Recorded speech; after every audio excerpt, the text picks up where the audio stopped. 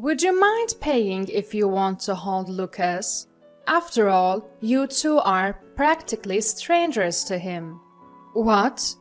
My husband and I were utterly stunned. Never in our wildest dreams did we imagine we'd have to pay our daughter-in-law to hold our own grandson. "My name is Michelle, a 56-year-old homemaker. I live with my husband, who's also 56. We have one son, Tom, who's currently 28. He got married 2 years ago. His wife, Sarah, is 10 years his senior at 38. After graduating college, Tom got a job and moved out on his own. Apparently, Sarah, a senior colleague at his workplace, aggressively pursued him from the get-go. Tom has always been strong in STEM subjects. Throughout high school and college, he was immersed in them. Shy and reserved by nature, he had never dated a woman before. Suddenly, pursued by an older woman at work, Tom was initially reluctant. However, Sarah kept pushing, inviting him to lunch, finding reasons to be near him, and eventually they started going out for drinks. Things escalated quickly from here.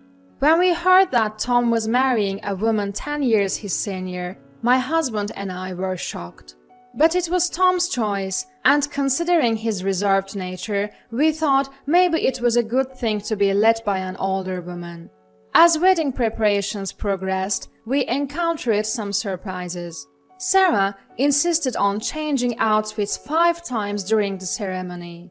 Of course, it was all Sarah's idea. Tom, not one for the spotlight, wasn't thrilled about even having a wedding. But Sarah had her dreams, and one of them was those 5 outfit changes. "It's a once-in-a-lifetime wedding. I won't settle for less. A bride is like the star of her own fairy tale, you know. Tom needs to make all my dreams come true." Faced with this, Tom felt he had no choice. The wedding ended up costing much more than anticipated, draining most of the savings Tom had accumulated since started working. During the 5th outfit change at the reception, a male relative whispered to us, "I've never seen a wedding with so many outfit changes. Tom's pretty much wrapped around her finger. He's in for a tough time." I could only laugh. But his words echoed our own thoughts. People complimented Tom on his beautiful wife, but she also seemed quite proud of her beauty. As parents, we couldn't help but worry about their future together.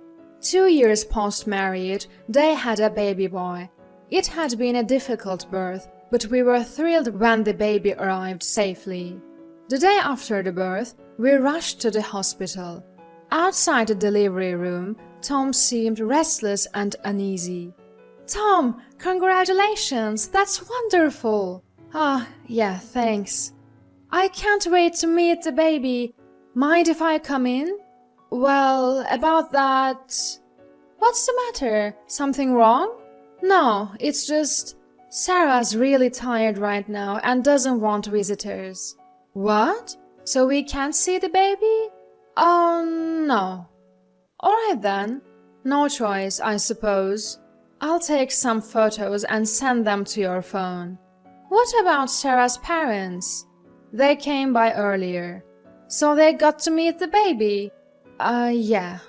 "So we're the only ones who can't. Can't you let us have a peek? Just a quick one. It seems like blood relatives and in-laws are treated differently. Sorry, but could you leave for today?" "Fine." Tom looked really uncomfortable. Likely, Sarah had asked him to decline visitors from inside the hospital room. Disappointed, we had no choice but to head home. Our son sent us a photo of the baby. Such a cute sleeping face. Seeing it made both my husband and me even more eager to meet the baby. I'd love to hold my first grandchild in my arms. I timed it around Sarah's and the baby's discharge and called my son to arrange a meeting. but we didn't get a favorable response. Sarah would be taking the baby to her parents' home for a while, so it would be difficult. So we waited for the day Sarah would return to their apartment from her parents' home. The baby was named Lucas. Finally, the time came for Sarah and Lucas to return after receiving postnatal care at her parents'. We got our son to agree, and finally, we were going to meet our grandson. We bought clothes, baby gear, and toys for Lucas. On the day of the visit, we went to our son's apartment. "Hello, may we come in?" Upon entering, we saw Lucas on his baby bed. He was energetically moving his arms and legs. He was a cheerful boy. What a lively boy! He is really cute. Next to the baby bed, Sarah stood with a sullen face. Could I hold him for a bit?" Sarah remained silent. Then Tom spoke. "Mom wants to hold Lucas, is that okay?" My son repeated my request to Sarah. He seemed like he was really treading on eggshells around her. Finally, the silent Sarah spoke. "You two are strangers to me. If you want to hold Lucas, will you pay?" What? We were frozen in disbelief. Strangers? Yes, I married Tom, but you are strangers to me and to Lucas. I don't want him casually held by just anyone. If you insist on holding him, I guess we'll have to set a fee. A fee? But Lucas is our grandchild. Exactly. And Sarah, didn't your parents get to hold Lucas? Of course, they're my parents. In that case, we should also... Look, I'm talking from my own perspective here. I married Tom, not the two of you. You're complete strangers to me. What if you drop Lucas or somehow get him sick? How are you planning to take responsibility? Responsibility, you say? I'm on maternity leave now, but I've been with my company for years, always managing risks. To let a newborn be held by complete strangers who have no intention of taking responsibility is naive, don't you think? Sarah's condescending tone left us, including my husband, dumbfounded. People with your mentality wouldn't last a day at my company. Also, just because Tom and I married doesn't mean we're all suddenly a family. I like to keep boundaries clear. Do you understand? Sarah gesticulated with us as she told us. Sarah animated gestures as if scolding subordinates. She seemed not only good-looking, but also very confident in her long-standing career. She probably talks like this at work too. You could easily guess what the power dynamics between her and Tom, who was 10 years younger, must have been like in their workplace. That hierarchy seemed to have transferred to their marriage. Tom looked surprised at Sarah's words and gave us an apologetic look. But he couldn't muster up any words to counter her. "Let's just go." "All right." And so we left Tom's apartment without even getting to hold Lucas. We had our concerns before, but we never thought it'd come to this. We realized Sarah wants nothing to do with us, and Tom seems completely controlled by her, unable to voice his own opinions. It's harsh to call us strangers, isn't it? Yeah, I never thought we'd hear something like that. Pay money if you want to hold your grandson. But Lucas was so cute. He was. We had this conversation on our way home. Even after we got home, we couldn't stop talking about what had happened. We concluded that there is no other choice but to let go of our hopes. Obviously, in an ideal world, we'd get to hold our grandson and have a good relationship with our son and daughter-in-law. But with everything spelled out like that, we've got to move on. True, at the end of the day, Tom chose to marry Sarah. Yes, what's important is that they're happy. I won't harbor wishes like wanting to hold our grandson or having family dinners anymore. Although I was concerned about whether Tom is really happy in such a situation, I realized it's not our place to question our son's marital choices. If that's how Sarah feels, we have no choice but to adapt. If we forcibly try to do anything, it might make Tom uncomfortable. And so, we lost contact with our son's family. 2 years passed like this. Then one day, we received a call from our son after a long time. "Hello, Mom, it's been a while." "Tom, how have you been?" "Oh yeah, I'm alright. What's going on?" "Well, Sarah and I are thinking about moving out of our apartment and buying a house." "Oh, really?" "Yeah, so I was wondering if you could help us out financially." "What?" I listened as Tom explained the details. After Sarah's maternity leave ended, she returned to work, but she had conflicts with a co-worker who had stepped up in her absence. In the end, Sarah quit her job. Now, she's a stay-at-home mom. After that, Sarah seems to have met other moms through her children. Sarah made some mom friends and got inspired by one of who lived in a house, not an apartment. She got excited about moving into a better home. After some house hunting, Sarah fell in love with a newly built home. Tom wasn't exactly thrilled, given their financial situation, but Sarah pushed ahead almost to the point of signing a contract. The down payment was higher than expected, which was a problem. Sarah suggested asking for our help. Sarah says it's a parent's duty to help out when their child is stuck. When we said we wanted to see our grandchild, she told us to pay up. Now she wants our help. Convenient, isn't it? I do feel bad about that. Well, let's put that behind us. As for the money, I have no intention of helping. Oh, alright then. If you can't afford it, live within your means. If you need parental support for something, maybe it's better to skip it. You're right, Mom. You've always been sensible, Tom. I don't know why you even had to ask. I guess so. Sorry for the awkward request. More importantly, are you happy right now? I'm not sure. Tom ended the call. The next day, the doorbell rang. My husband was out and I was home alone. Sarah showed up. Tom was with the kids at a nearby park. I needed to talk to you, my mother-in-law. What is it? Tom said you won't help us financially. That's correct. Don't you think that's harsh? Your own son is asking for help. The house will be under his name. He is the breadwinner.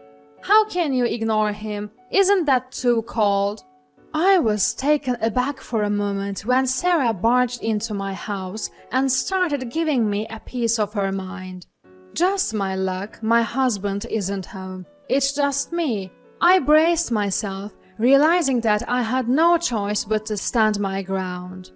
Sarah, what gives you the right to walk into this house? Huh?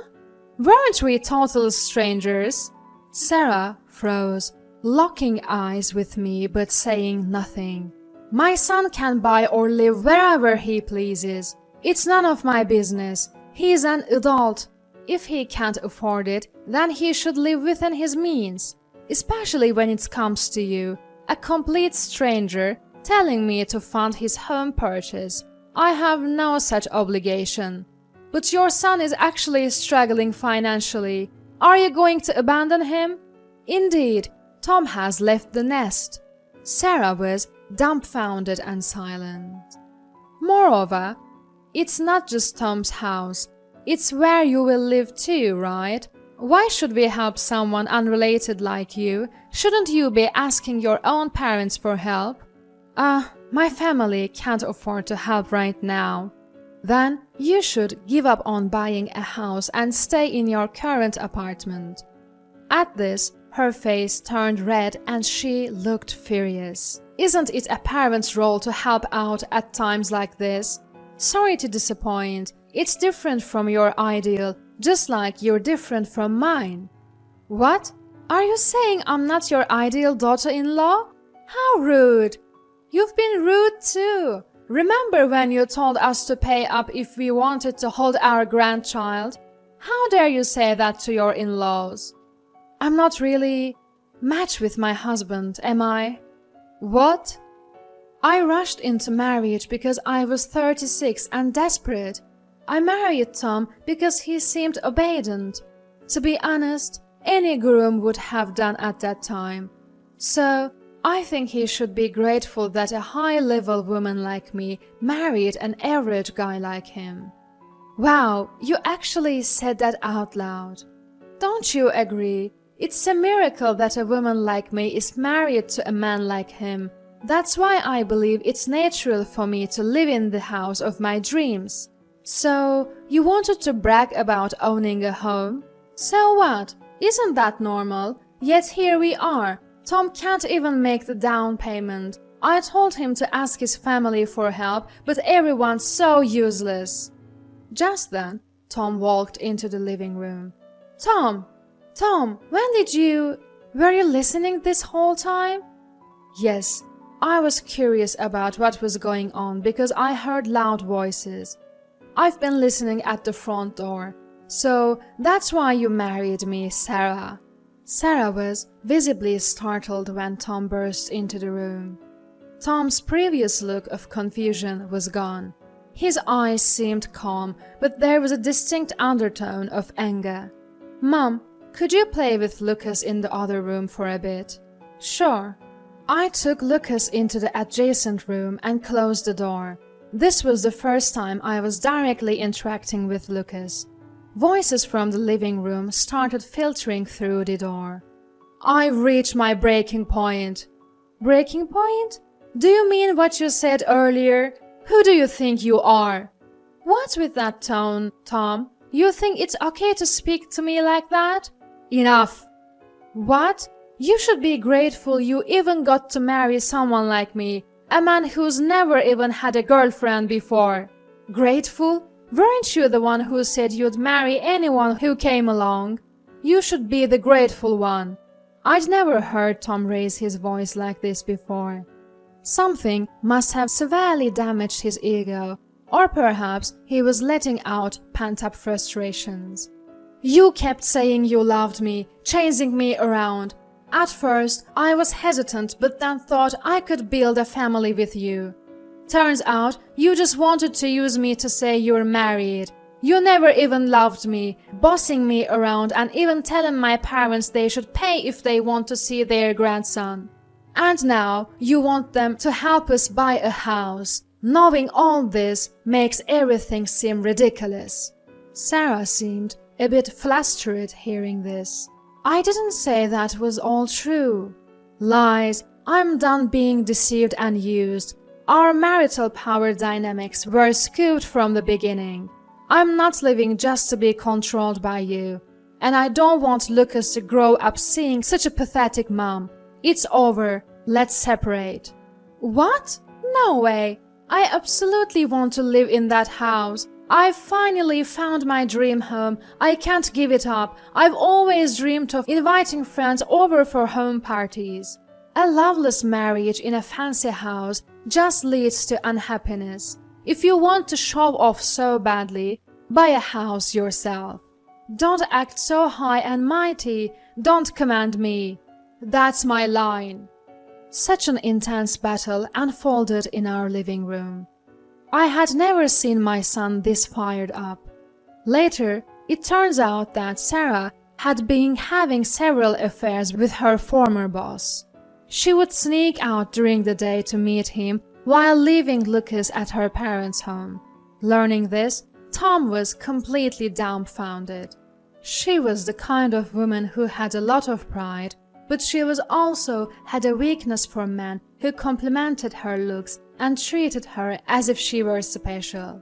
That was the final straw. Tom and Sarah got officially divorced. Lucas ended up living with Tom. Instead of buying her own house, Sarah found herself being sued for alimony by Tom. She did manage to find a job after some job hunting, but couldn't get along with people, so she quit. Now she seems to be bouncing from job to job. Her looks, once her pride, now seem to have faded away. Since Tom was busy with his work, my husband and I took over caring for Lucas completely. Mom, I'm really sorry for all the trouble I've caused. I should have been more careful in choosing a life partner. That's okay. Everyone makes mistakes, but we all have to cooperate to raise Lucas well. You're right. I'm just glad to see you've become such a responsible adult, Tom. You think you're a much more reliable person now than when you just listened to whatever your wife said. If Lucas grows up seeing a father like that, he's bound to turn out to be a fine adult as well. And so, we live happily as a family of 4, my husband, my son, Lucas, and me. I take great joy in being able to help my son and grandson. Tom is still young, and I secretly hope she meets someone who truly loves and supports him, and, of course, cherishes Lucas too.